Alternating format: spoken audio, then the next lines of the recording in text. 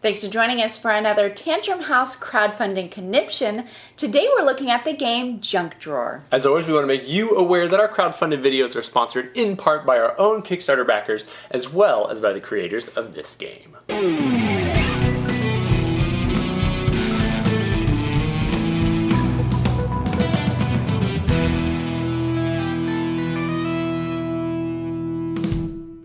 Welcome to Tantrum House Studio 3. I'm Will Meadows. And I'm Sara Meadows. And today in this episode we're taking a look at the newest game from Winsmith Games called Junk Drawer.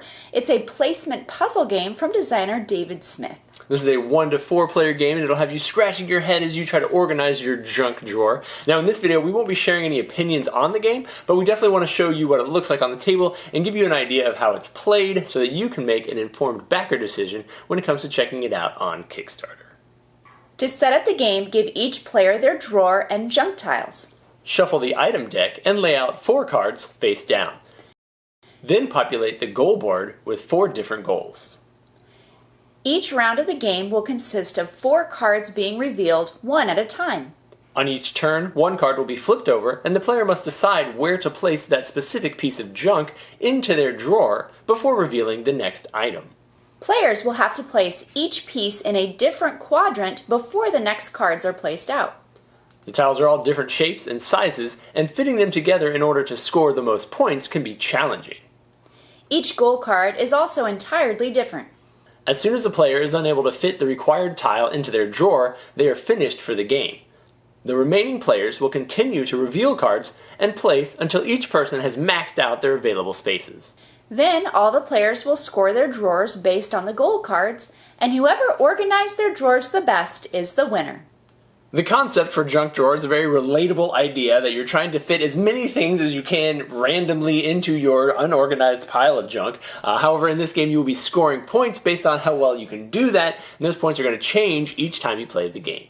Yeah, so there are several different goal cards that you can choose from, or you can choose randomly. The rulebook even has some scenarios where you will be trying to fit the most pieces in your areas, or maybe even trying to fit the least amount of items, spread them out nicely.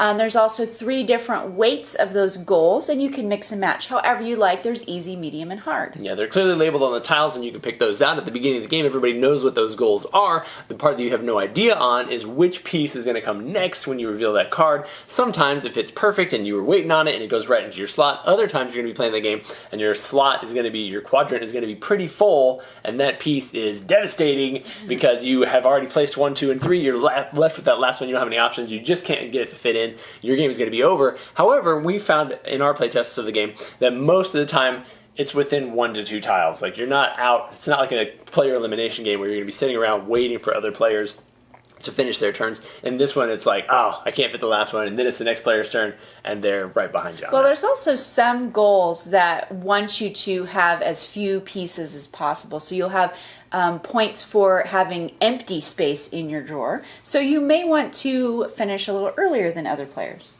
Oh, possibly. In the game, you will be just totaling up your scores at the end of the game. The point scoring options are pretty straightforward. A lot of times it's however many squares you're able to get covered, or were you able to get around the far edges of the board, or did you have exactly 4 in a row. The game plays in about 15 minutes per round, but it's the type of game that you probably are going to want to play 2 or 3 times in a row because you kind of figure out, oh, okay, I got to be ready for this. I got to stack my stuff a little bit more tightly. And then, of course, the game changes when new goals come out for the next round. Yeah, so during gameplay, the play is simultaneous, so there's no downtime, except for maybe if you ended a little bit early, but you can start calculating points. Also, everybody has the exact same items in their junk drawer, so when cards are revealed, everyone's going to grab that can opener or the roll of tape or whatever that you need to place in your junk drawer. You get to choose where you'd like to put it, and then score points at the end. I don't know if it's the uniqueness of the shapes of the tiles or the art. I was a little nervous that I was going to have trouble with that very first flip. I've got 15 tiles over here. I don't know how many.